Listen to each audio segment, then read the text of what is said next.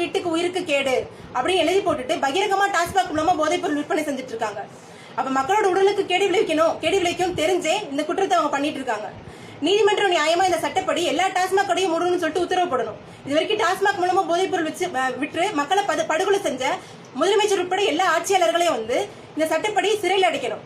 ஆனா IPC 328 படி போதைப் பொருள் விற்கிறது குற்றம் இல்லையா அப்படின்னு கேள்வி கேட்டதுக்காக நந்தினி அப்பா 2 பேரையும் நீதிமன்ற அவமதிப்பு வழக்கு போட்டு சிறையில் அடைச்சிருக்காங்க. இனிமே இந்த கேள்விகளை கேட்க மாட்டாங்க அப்படின்னு சொல்லிட்டு உத்தரவாதம் கேட்கறாங்க. அப்ப ஆட்சியாளர்களும் நீதிமன்றமும் இதை பத்தி பேசவே கூடாது அப்படின்னு நினைக்கிறாங்க.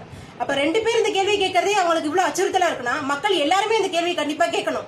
IPC 328 படி டாஸ்மாக் சட்டவிரோதம் அப்படின்ற விஷயத்த மக்கள் எல்லாருக்கிட்டையும் நம்ம கொண்டு போய் சேர்க்கணும். அரசாங்கமும் நீதிமன்றமும் கூட்டு சேர்ந்து ஏராளமான குடும்பங்களை சீரழிச்சிருக்காங்க. ஆயிரக்கணக்கான குழந்தைகளை அப்பா இல்லாத அனாதைகளாக்கி இருக்காங்க. ஆயிரக்கணக்கான பெண்களை விதவைகளாக்கி இருக்காங்க. இதுல அரசாங்கம் குற்றவாளி, நீதிமன்றம் இதுல கூட்டு